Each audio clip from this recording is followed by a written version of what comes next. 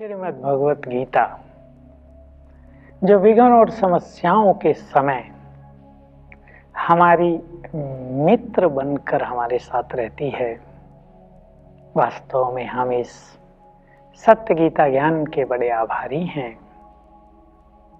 अनुभव तो यही कहते हैं कि यदि रोज आधा घंटा भी इस सत्य ज्ञान का श्रवण कर लिया जाए, पठन कर लिया जाए, तो हमारे अनेक प्रश्न समाप्त हो जाएंगे, हमारे मन के भ्रम समाप्त हो जाएंगे, हमें एक ऐसा ईश्वरीय सुख मिलेगा जो हमारे चित्त को शांत करेगा।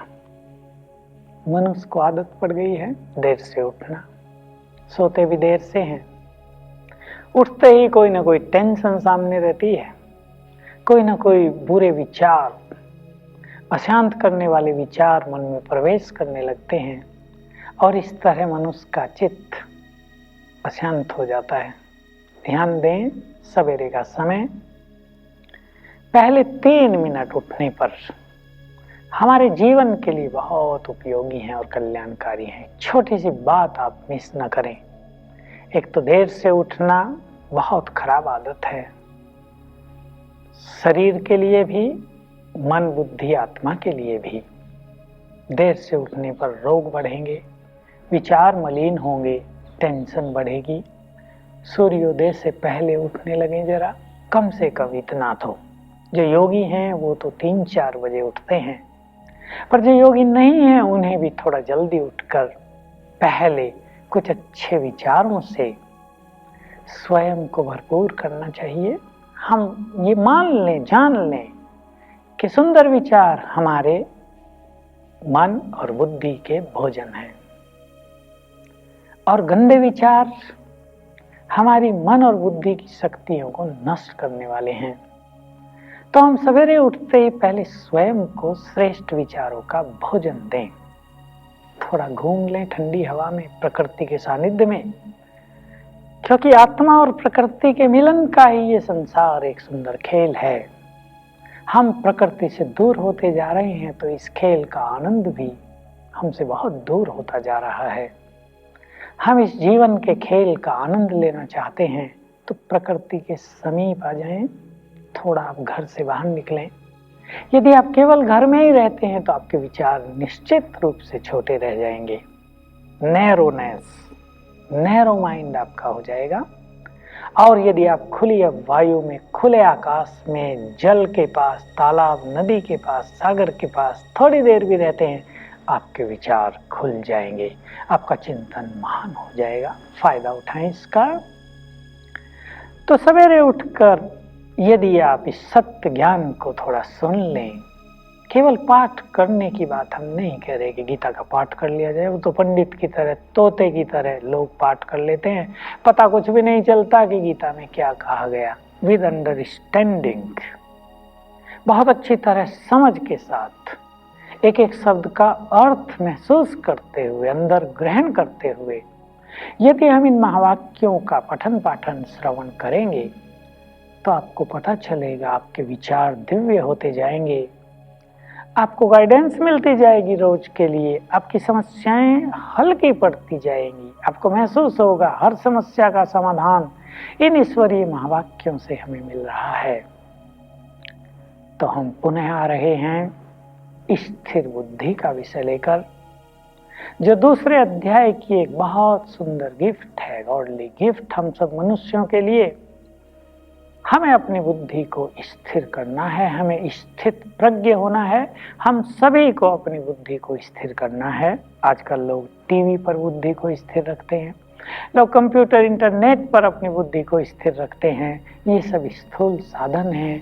इसके बारे में हमें जानना चाहिए कि यदि हम लंबा समय इन पर अपने आँखों को, मन को, बुद्धि को स्थिर रखते हैं तो हमारी ब्रेन की शक्ति दिनों दिन क्षीण होती जाएगी। विद्वान, बुद्धिमान, डॉक्टर्स, साइकोलॉजिस्ट सब इस बात पर विचार करें, क्योंकि ब्रेन की एक अपनी शक्ति है। हम उसे लगा रहे हैं, एक ही जगह लगा रहे हैं लंबा काल, जहां से हमें कुछ मिल नहीं रहा है, केवल थोड़ी थोड़ी इंफॉर्मेशन मिल रही है। तो हमारी बुद्धि की शक्ति, हमारी ब्रेन की शक्ति दिनों दिन क्षीण होती जाएंगी और एक दिन आएगा हमारी एकाग्रता पूरी तरह भंग हो जाएगी। जैसे आप जानते हैं, जिनके मन बहुत अशांत होते हैं तो लोग ड्रिंकिंग करने लगते हैं, शराब पीने लगते हैं, कुछ और नशा लेने लगते हैं। लेकिन सबको पता है नशा उतरते ही चित्त की अशांति डबल हो जाती है। दिनों दिन ऐसे अल्कोहल्स और नशीली चीजें लेने से ब्रेन की शक्तियां क्षीण हो जाती हैं और ये ब्रेन निर्बल होने के कारण मन के साथ साथ काम नहीं कर पाता। मनुष्य की अशांति बढ़ने लगती है, उसके दुख बढ़ने लगते हैं। इसलिए ये नशे शांति का साधन नहीं है। यदि नशों से शांति मिलती, टेंशन समाप्त होती तो बड़ा सहज साधन हो जाता सबके लिए। लेकिन हम देख रहे हैं नशों के उपयोग से टेंशन और अशांति बढ़ती ही जा रही है। इसलिए इस ओर से अपना मुख मोड़ लें। सबसे पहली एक गुह्य बात की चर्चा हम कर रहे हैं जो गीता में वर्णित है। जो व्यक्ति सदा स्नेह रहित हुआ विचरण करता है वो स्थित प्रज्ञ है। एक और भगवान हम सबको सिखाते हैं, तुम मेरी संतान हो और मैं प्यार का सागर हूँ। सब आत्माएं तुम्हारे भाई हैं, तुम भी आत्मा हो। सभी पर स्नेह के पुष्पों की वर्षा करो। सत्य तो ये है, जो बहुत अच्छी तरह ज्ञान का चिंतन करते हैं, फिलॉसफी को समझते हैं, वो जानते हैं जिस योगी के मन में सभी आत्माओं के लिए समान रूप से स्नेह है, वही स्नेह रहित होकर इस संसार में विचरण कर सकता है। जिसके मन में स्नेह में भेदभाव है, जिसके मन में घृणा भाव है, राग द्वेष है, अपनापन और परायापन है, वो स्नेह रहित नहीं हो सकता। सब हमारे, हम सबके, सबसे समान स्नेह और किसी से भी स्नेह नहीं। ये योगी की एक बहुत ऊंची स्थिति है। इस तक पहुंचने के लिए उसको बहुत साधनाएं करनी पड़ती हैं। क्योंकि यदि मनुष्य कुछ लोगों के साथ अति स्नेह पूर्वक बर्ताव करता है, रहता है, विचरण करता है, तो उसका ये स्नेह धीरे धीरे मोह में बदल जाता है। ये मोह उसको आसक्त कर लेता है, बांध लेता है और वो व्यक्ति नष्टो मोहा नहीं हो सकता। यहाँ स्नेह रहित का अर्थ है नष्टो मोहा होना। एक माँ अपने बच्चों से स्नेह तो बहुत रखे, प्यार तो उसे रखना ही होगा। प्यार के बिना तो उसका जीवन सूखा हो जाएगा।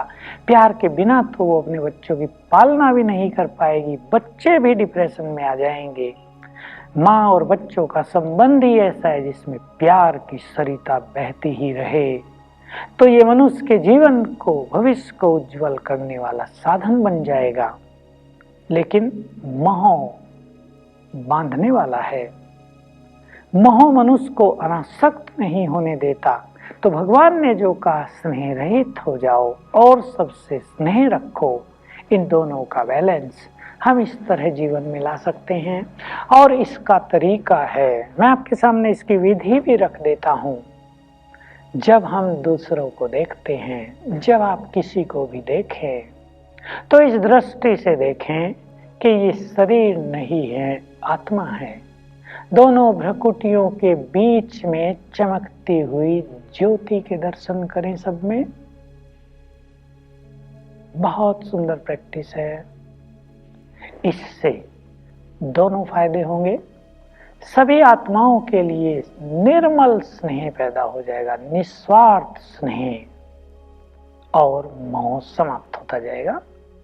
माँ के यदि 4 बच्चे हैं और वो चारों बच्चों को 1 मिनट के लिए इस दृष्टि से देखे कि ये सभी आत्माएं हैं, दोनों भ्रकुटियों के बीच चमकती हुई ज्योति दिखाई दे रही है। शरीर तो सभी ने लिए हैं यहाँ इस संसार में आकर। शरीर गर्भ में, फिर छोटा, फिर और बड़ा, फिर और बड़ा, फिर युवा वृद्ध होता है। हम सब जानते हैं, हम आत्माएं हैं।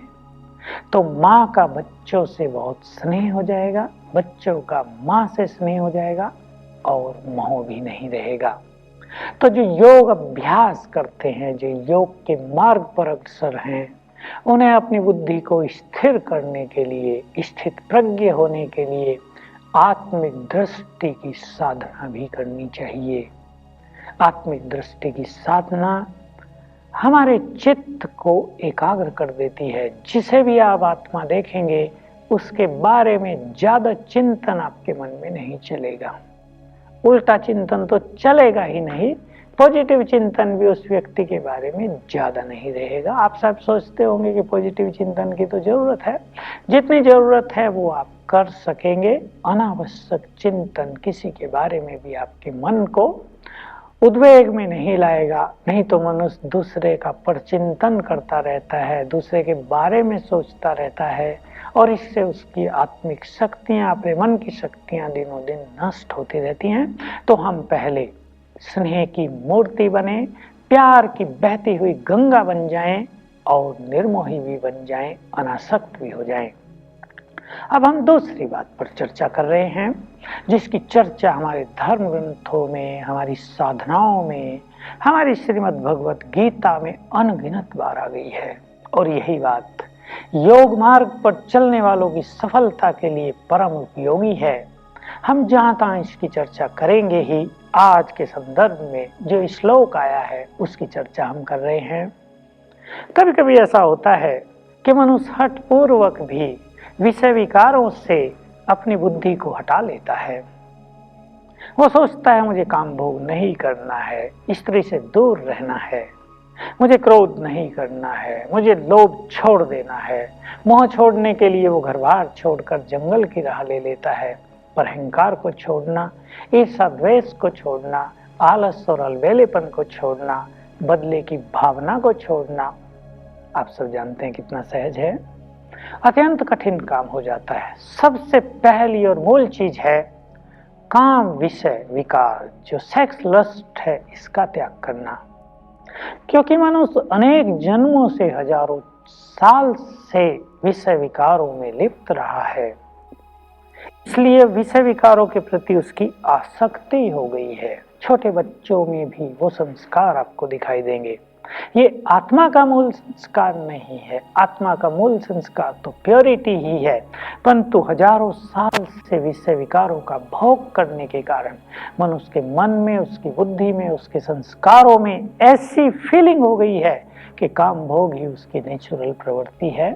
भगवान ने आकर ये ज्ञान दिया है कि नहीं, काम तुम्हारी वृत्ति नहीं है, पवित्रता तुम्हारी वृत्ति है, पवित्रता तुम्हारा संस्कार है। तो इन विषय विकारों का भोग करते हुए कई लोग, जैसा मैं पहले भी कह आया हूं, सोचते हैं भोग करते करते भोग के प्रति वैराग हो जाएगा। ऐसा ना आज तक हुआ और न होगा। पहले हमें स्थूल रूप से इसको छोड़ देना होता है और फिर जैसे जैसे परमात्म सुख हमारे अंदर बढ़ता जाएगा तो विषय विकारों का सुख हमें फीका लगने लगेगा। इन विषयों से हमारी अनासक्ति स्वतः ही होती जाएगी। परंतु एक बात पर सभी ध्यान दें, भगवान ने इन्हीं श्लोकों में कहा है कि विषय विकारों के रस तो छूट जाते हैं पर उनमें आसक्ति नहीं छूटती। आसक्ति को छोड़ने के लिए हम अपनी इच्छा पर ध्यान दें। हमें अपनी इच्छा का त्याग करना है, विषय भोग की इच्छा का त्याग। इच्छा बड़ी प्रबल है विषय विकारों के लिए, उसका त्याग करना इतना सहज तो नहीं होता। परंतु आत्मिक ज्ञान प्राप्त करने के बाद जब मनुष्य को इनकी नश्वरता का, इनकी क्षण भंगुरता का, उस अल्पकालीन सुख का ज्ञान हो जाता है तो इनको छोड़ने की इच्छा भी पैदा हो जाती है। दूसरी बात, आपने जीवन में 20 साल 30 साल विषय भोग कर लिए, चलो मैं कहूं उनका सुख आपने देख लिया, अब ईश्वरीय सुख को देखो जरा। अब ईश्वरीय सुख का रसास्वादन करने का संकल्प करो, अपनी इच्छा को दृढ़ करो कि सांसारिक सुख, विषय विकारों के सुख चख कर देख लिए, अब जरा परमात्म सुख को देखें। आपके मन में कुछ समय के लिए द्वंद्व होगा, अवश्य होगा, आप छोड़ेंगे, आपकी आसक्तियां उधर जाएंगी। जन्म जन्म के संस्कार आपको विवश करेंगे पुनः विषय भोग में रत होने के लिए।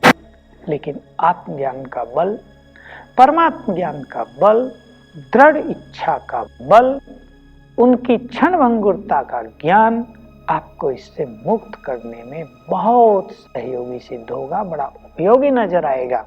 इसलिए अपने ज्ञान को बढ़ाते चलें।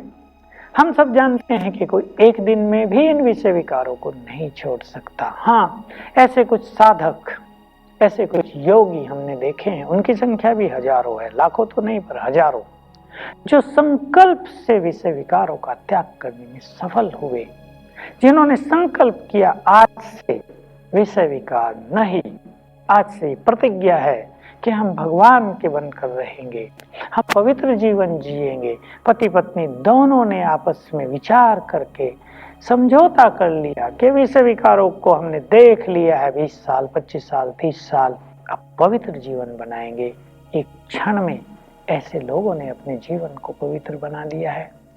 मैं ये जानता हूं कि विषय भोगों की इच्छा और संस्कार उन्हें बार बार उस ओर आकर्षित करते होंगे, परंतु जब हम भगवान को वचन दे देते हैं, जब हम स्वयं से दृढ़ प्रतिज्ञा कर लेते हैं कि नहीं, अब ये मार्ग हमारा मार्ग नहीं है, जिस मार्ग को हम छोड़ चुके हैं उस पर पुनः हमें कदम नहीं रखने हैं, तो हमें बहुत बल मिल जाता है और परमात्म शक्तियां हमारे साथ काम करने लगती हैं। परमात्म नजर, उसकी दृष्टि हम पर आ जाती है और उसका बल हमें जीवन में बहुत मिलने लगता है। तब हम इन विषय विकारों को छोड़ने में बहुत सफल हो जाते हैं, क्योंकि जो मनुष्य काम विषय को छोड़ने में समर्थ है, उसका क्रोध भी तेजी से शांति में बदलने लगता है। काम से ही क्रोध की उत्पत्ति हो रही है। इन्हीं श्लोकों में ये बात आ गई है कि इन विषय विकारों की कामना में जब विघन पड़ता है तो मनुष्य को क्रोध उत्पन्न होता है। लेकिन यदि हम इच्छा ही नहीं रखेंगे, यदि हम मन से विषय विकारों को परमात्म अर्पित कर देंगे, तो उनमें विघन पड़ने की बात ही नहीं। फिर भी कभी यदि ऐसा हो जाए कि विषय विकारों की आपकी इच्छा में कोई विघन डालने लगे, तो पहली बात तो ये, आपने उनको छोड़ने की दृढ़ इच्छा नहीं की है। दृढ़ इच्छा कर लें, दृढ़ संकल्प कर लें, तो क्रोध आपका शांत हो जाएगा। लेकिन ये भी उतना ही सत्य है, यदि काम की भावनाओं को दबा दिया जाता है तो भी क्रोध के रूप में वो बाहर निकलती हैं। हमें काम की भावनाओं को, विषय विकारों की भावनाओं को दबाना नहीं, उनका रूपांतरण कर देना है। योग बल से, ईश्वरीय ज्ञान से हमें उनके रूप को बदल देना है। काम को शुभ कामनाओं में बदल देना है, क्रोध को शांति में बदल देना है, संसार की कामनाओं को श्रेष्ठ कामनाओं में बदल देना है, अहंकार को स्वाभिमान में बदल देना है, मोह को निर्मल निस्वार्थ प्यार में बदल देना है। बदलना है हमें, बदले की भावना को क्षमा भाव में बदल देना है। ईर्षा द्वेष की भावना को बदलकर, छोड़कर हमें स्वयं कर्मठ हो जाना है। दूसरे को देखकर हम ईर्षा क्यों करें? क्यों न हम स्वयं को योग्य बनाएं, क्यों न हम स्वयं को योग्य बनाकर उनसे भी आगे निकल जाएं। ऐसी भावना हमें लानी है। परिवर्तन करेंगे स्वरूप को, तो काम भावना को दबाना नहीं है, कहीं कहीं दबाना भी पड़ता है, लेकिन यदि हम इस स्मृति में रहेंगे, मैं आत्मा तो परम पवित्र हूँ, परम पवित्र, पवित्रता के सागर, पतित पावन भगवान की मैं संतान हूँ, तो हमारे काम के सभी जीवाणु अंदर जल कर नष्ट हो जाएंगे संकल्प की अग्नि से, योग अग्नि से, और काम वासना के संस्कार धीरे धीरे समाप्त होते जाएंगे। हमें लगेगा हम उसे दबा नहीं रहे हैं, बल्कि हम उसके अस्तित्व को ही नष्ट कर रहे हैं। और ये सत्य है। हम में से कई साधकों के ये अनुभव हैं, कई योगी श्रेष्ठ स्थिति पर पहुंच चुके हैं, जिनकी पवित्रता एक छोटे बच्चे की पवित्रता जैसी हो गई है, जिसमें अपवित्रता की संपूर्ण अविद्या हो जाती है। हमें जानना चाहिए, ऐसी संपूर्ण पवित्र बनी हुई थोड़ी सी भी मनुष्य आत्माएं इस संसार को पावन बनाने में समर्थ होती हैं। भगवान हमसे पवित्रता का दान मांग रहा है। आओ हम पवित्रता के मार्ग को अपनाकर परमात्मा के श्रेष्ठ कार्य में सहयोग प्रदान करें। तब हमारा जीवन भी सफल हो जाएगा, हम विषय विकारों से भी मुक्त हो जाएंगे और हमें परमात्मा प्यार की प्राप्ति होगी। हम स्वयं को उसके बहुत समीप पाएंगे और उसके स्वरूप पर, उसके अखंड ज्योति स्वरूप पर लंबे काल तक हमारी बुद्धि स्थिर रह जाएगी और तब हम सच्चे अर्थों में स्थित प्रज्ञ मनुष्य बन जाएंगे।